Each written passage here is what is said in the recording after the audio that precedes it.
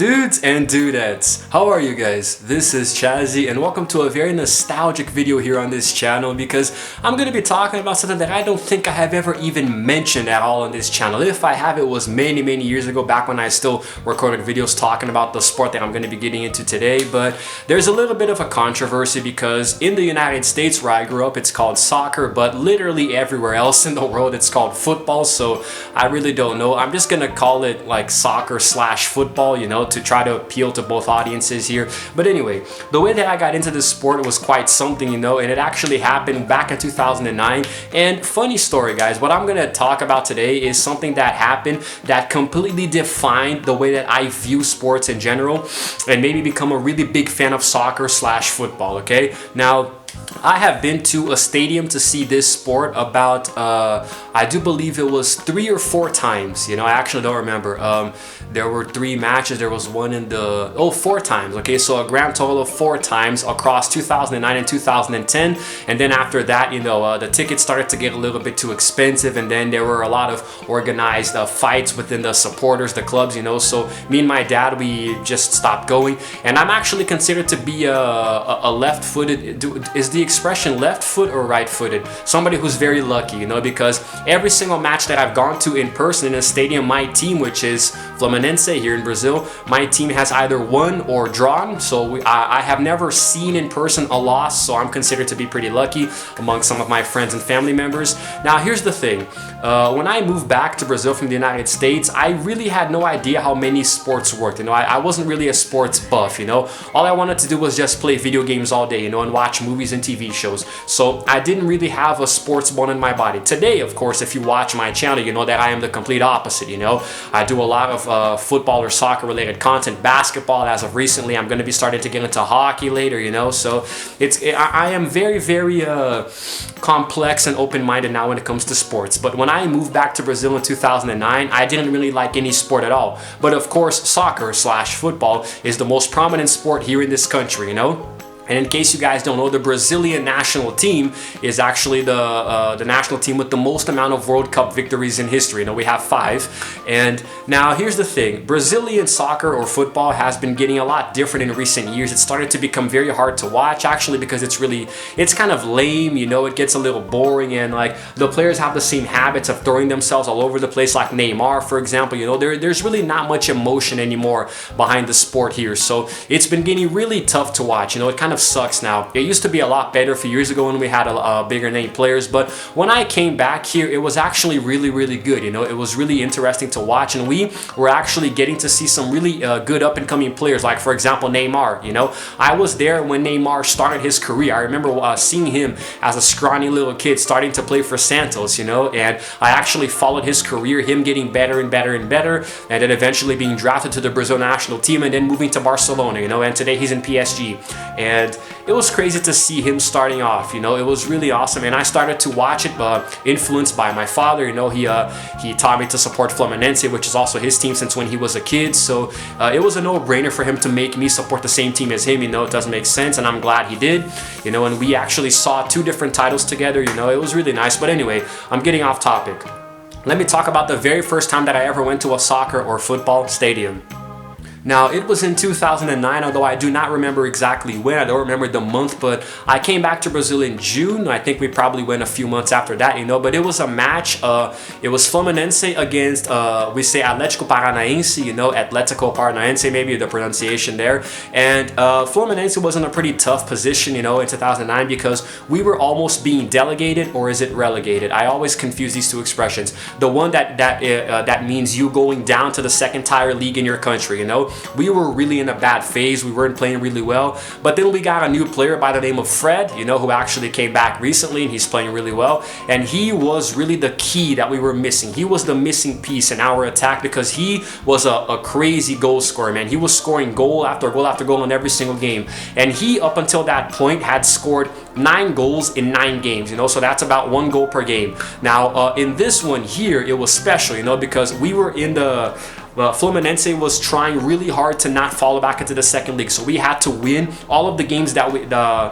at the end of the championship there, which we actually did manage to, you know. It's where we got our nickname Time de Guerreiros, which is the team of warriors, you know, because we really fought hard to get out of the zone there to fall into the second tier of the league in our country. And I actually came to Brazil and I saw that happening, you know. And then when we went to this game, I was like, oh, no big deal, I'm just gonna go watch a little soccer or football match, you know, let's just see how it is, you know, first time ever.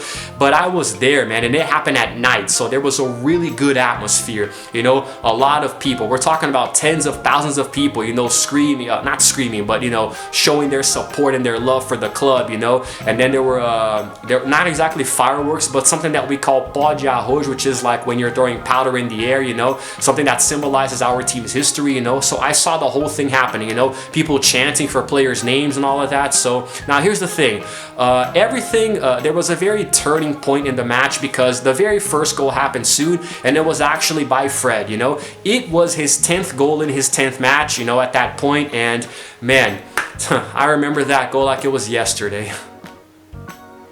Para a corrida do Maicon, Rodolfo falhou, tirou o Everton da jogada, foi para a área, tocou Fred! Gol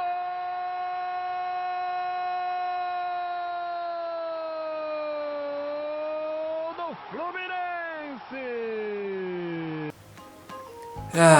So awesome, so nostalgic, really cool, you know. So now, and of course, the whole stadium erupted, everyone exploded, you know. It was really freaking awesome, and it was like, it was something euphoric because something happened to me, you know. It was just, I don't know, I had never like celebrated a goal in this sport in my life, but because everybody else in the stadium did it, it kind of overtook me, you know. Something took over me and made me just jump and shout and hug everyone around me, you know. And then from that moment on, I was fixated, you know. I just couldn't stop. I was watching every single second, you know. And then eventually there was actually another goal that we scored. The match actually ended 2-1, you know. And when the other team scored the goal, I felt the anger and the frustration of, you know, seeing that happen. Like I felt the frustration of actually, you know, seeing your team concede a goal live, you know, and also the euphoria that it was for us to be ahead. I don't remember now if we scored 2-0, then they made it 1, or they tied it up and we scored a second, but I still do remember when they were celebrating the second goal. So I mean, it was freaking awesome, man. It was really awesome. This was a very symbolic thing to me, you know. This was really, really cool, and this was just, I don't know, this was really awesome, and I loved it so much. It's an experience. I can go to so many different stadiums all over the world, you know, in different countries to watch different teams playing, but nothing will ever be as special as the first one, man. The first time is just, it's embedded here forever. Now, of course, this represented a turn in my life, you know, because it made me not only fall in love immediately with my newfound team, but also take a very strong interest in the sport, you know. And in 2010, after the first match, I went a few more times, you know, once in 2009, and the other 2 times were in 2010, you know. One of them was in a different stadium altogether. It was really nice, you know, it was really good. And like I said, out of all the matches that I went to the stadium 4 times, and I saw 3 victories and 1 draw. So I never saw my team lose in person, you know, so it felt really good. And then in 2010, I actually had a dream. I wanted to become a professional soccer or football player, you know, because I saw that it was a really good sport. It made me feel a lot of happy emotions, and these players would make a lot of money, you know. So, but of course it was a very short-lived dream because I had nowhere near the physical preparation or the know-how of the sport, you know. But it was nice to pursue it, you know, even if it was just for about a year or 2, you know. But I gave up on it relatively quickly because it was just impossible, you know. You like it is okay for you to pursue a dream, you know. Nothing is ever impossible, but you also can't, like, you gotta try to reach somewhere that you can, you know. You can't try to put your hand where you can't reach. Me, who was already what, 17 or 18, you know, at the time, close to 19, had never played the sport in my life.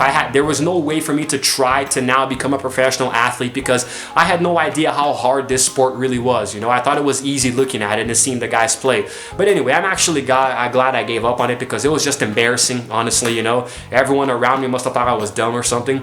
But anyway, it was really, really nice. It was cool. I loved going to the stadium, and a few years later, I actually went to the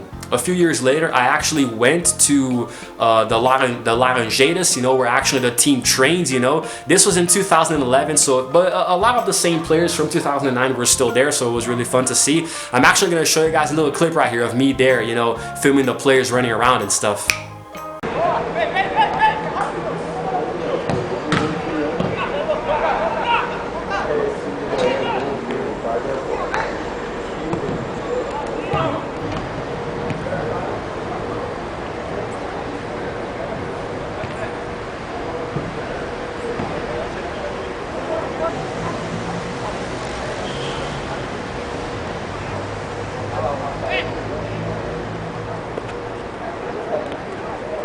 Now, of course, seeing this was really cool because I was able to actually get really close to the players. I didn't actually meet them, I didn't talk to any of them, but I saw a lot of them from really close up. And when you're into sports, guys, the players, the athletes, they become celebrities to you, you know? And many of, depending on where you play, what country and how you play, like if you're Lionel Messi or Cristiano Ronaldo or Neymar, you know, you literally are a celebrity, you know? It's like Michael Jordan when he played basketball, you know? So you become bigger than most Hollywood actors, you know, depending on how well you play the sport. So it was really cool to see these guys up close, you know, see them there, you know, like, I don't know, I just really liked that. I was fanboying really hard, and I got to see some of my favorite players too. I saw Fred really close to me, you know, he just passed right by me, he looked at me, you know, it was really awesome.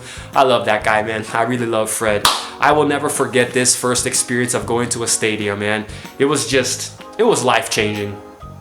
But anyway, after that, of course, many matches later, you know, I started to fall in love even more with Fluminense, my Brazilian club. I started to watch teams in different countries. I actually started supporting different teams, but that's probably a video for another day if I ever get to it, you know. So it was really nice to see that, you know. It was good because I fell in love with the sport, you know. There were a few times, like recently, where I haven't really been getting too into it, you know, because I've been focusing more on basketball, but I still really do like it a lot, you know. And if there's a game playing, I will definitely watch. If there's a game on, I will definitely watch it, you know. I do a lot of FIFAs. I play FIFA. I've been playing FIFA on my channel ever since FIFA 16, so I'm a really big fan. I hope you guys are enjoying my FIFA 20 playlists, which at this point are probably a couple of videos in already, you know. Got a few gameplays there for you guys if you want to go check it out, you know. I'm gonna leave a link to the FIFA 20 playlist right up here in case you want to just go straight into it after this video here.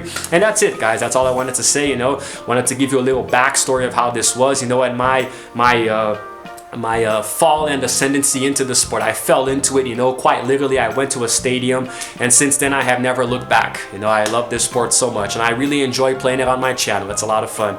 So let me know in the comments if you actually enjoy soccer or football. Let me know where you live in the world. If you're in Europe, if you call it football, or if you're in the US, if you call it soccer, you know. Let me know what teams you support. It's going to be really nice to debate this in the comments, and I'm really excited to hear what you guys are going to say. If you like this video, subscribe to my channel because I'm going to be releasing some soccer or football related content in the next few vlogs along with my FIFA gameplays, you know. And make sure to hit that notification bell to know exactly when my videos come out. Sometimes I upload one video per day, sometimes I upload two.